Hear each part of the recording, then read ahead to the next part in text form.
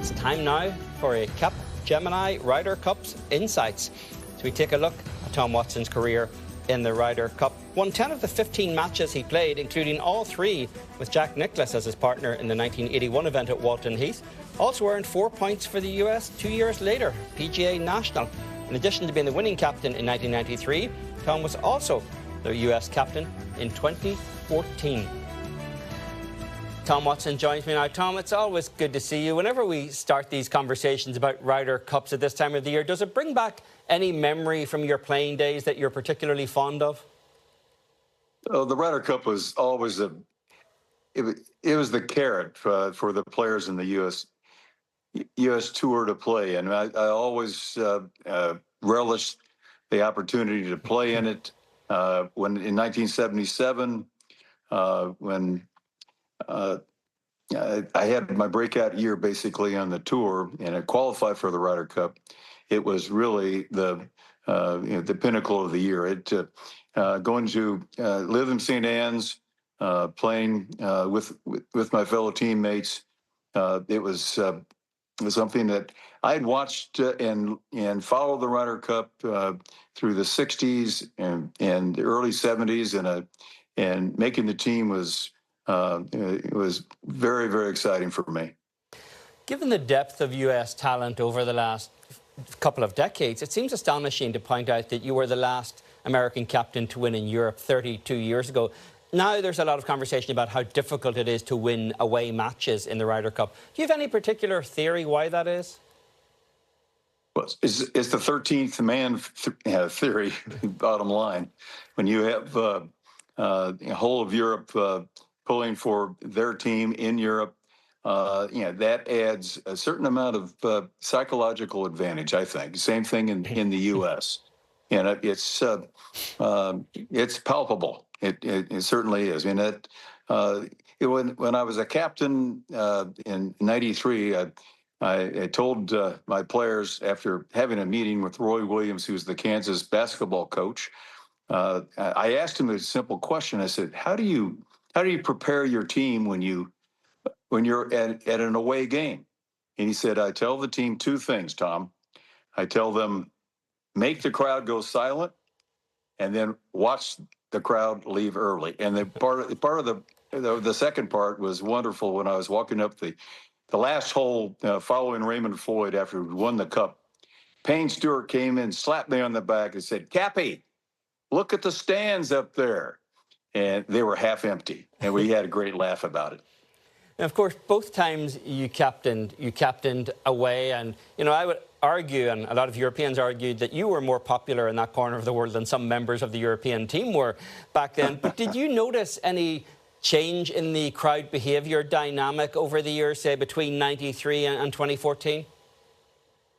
I think they got louder. I think the cheers were louder. It was certainly when Jack Nicklaus helped make the Ryder Cup viable in 1979, when the European players were added to the team, and it was played in Europe with Seve and Sandy and Ian Woosnam, those players, and the Europeans beating the U.S. on the home turf in 1985.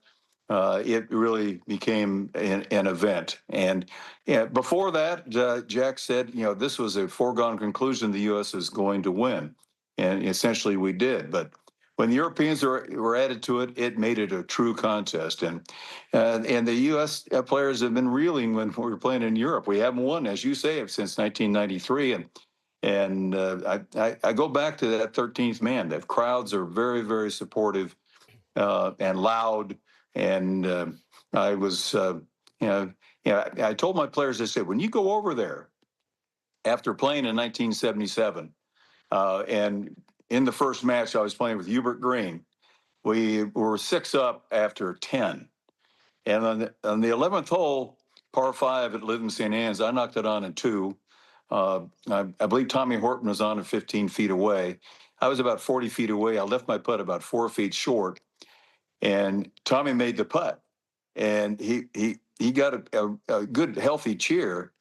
But when I missed my putt, the 4-footer, that cheer was double loud. And it took me aback because I hadn't heard anybody cheer against me. Uh, but yeah, it immediately dawned on me, this is a partisan event. It is, and it's wonderful that it is a partisan event, and that you support one team over the other.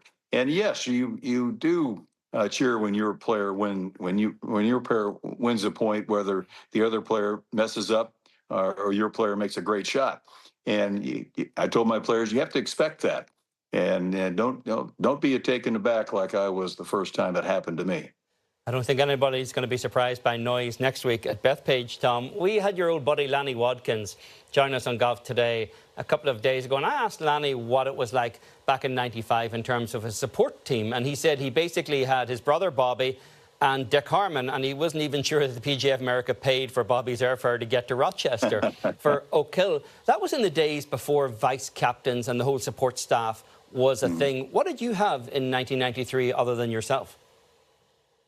Well, I had Stan Thirsk, my teaching pro. He was over there, and I had him watching the players. I said, Stan, give me a heads up on how they're playing, both practicing in the practice rounds and during the matches. And he was my go-to player. And the other, I also had two go-to players, my captain's picks, Raymond Floyd and Lanny Watkins. And they had a tremendous amount of experience in the Ryder Cup, and I relied on their advice throughout the matches, and it was I think those two picks were very essential to us winning the match 15-13. You had two captain's picks that year you mentioned in 1993. You had three in 2014. Keegan has six. What do you think is the ideal number, or would you just pick the entire team? Well, personally, I think six is way too many. I think when you're a player in the PGA Tour or the European Tour, you should, I think they ought to be taking 10 players who automatically qualify and then have two picks. If you played that well and you are on the points list right there, I don't think you should be eliminated when you're the seventh or eighth or ninth player. I don't think that's the right way to do it. As I said, when I came on the tour, I wanted to be on the Ryder Cup team, and the only way to do it is get in the top 12 points. There were no picks, and you had to qualify that way, and you saw that leaderboard in Golf World and Golf Digest. You saw them come. They had the list every week, a Ryder Cup point list, Ryder money list, and a Ryder Cup point list. And I was always striving to make that Ryder Cup team, and fortunately, I did in 1977. When you look back on your captaincies, Tom, in '93 and again in 2014, do you look back and think I should have done something differently, or are you disinclined towards postmortems on things like that? Well, you do the things that are necessary at that time, and sometimes you might make mistakes, but you will make some mistakes. But I think I'll tell you a perfect example. When I was captain in '93, Paul Azinger was at the top of the list. He was playing great. He was playing lights out, and I paired him with Payne Stewart in the opening round, and it was our strongest team, I thought.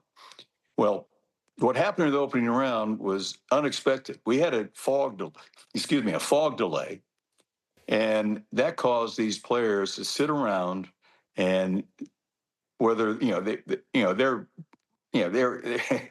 they're tight as a string at the beginning, but they got tighter and tighter and tighter, and I think Paul uh, uh, that delay really affected him. And I sat him in the afternoon round, but then played in the next day, in the two matches the next day where he played well. But those are the unexpected things you just don't know. The other thing is that you go into it and you go through a lot of different scenarios on who to pair whom with, and sometimes that just doesn't work. You have to fly by the seat of your pants. you have to look at the players in their eyes when they're playing out there in their matches, and see how they're handling the pressure. Because I guarantee you, the pressure is greater playing in the Ryder Cup than it is individually. I don't think any player would disagree with me there. I felt more pressure playing as a player, and I felt tremendous pressure being captains those 2 times.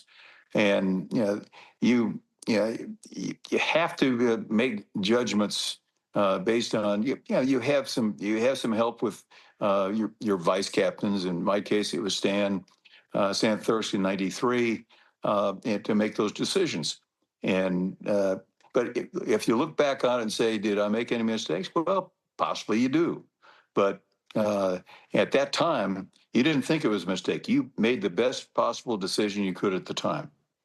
Which is the position Keegan Bradley finds himself in next week at Bethpage Black. And so much has changed over the years, Tom, including this year, where the American team is actually going to be paid. And it's become a bit of a propaganda point for the European side, who are now fond of saying, you know, we would pay to play. We don't need to be compensated for it. How does that sit with you in terms of the American team being compensated for playing? Well, personally, I don't agree with it. I think they gave us some money for favorite charities, and I think that was the right thing to do for the players. But again, I just don't think that the players should be played. They should be playing for their country and their teammates. One thing I wanted to finish on, we've mentioned a lot of the Ryder Cup veterans here, hasn't got a lot of attention or enough attention. Larry Nelson has been asked by Keegan Bradley to be a Ryder Cup ambassador this year. It seems like a very overdue honour for a guy like Larry Nelson.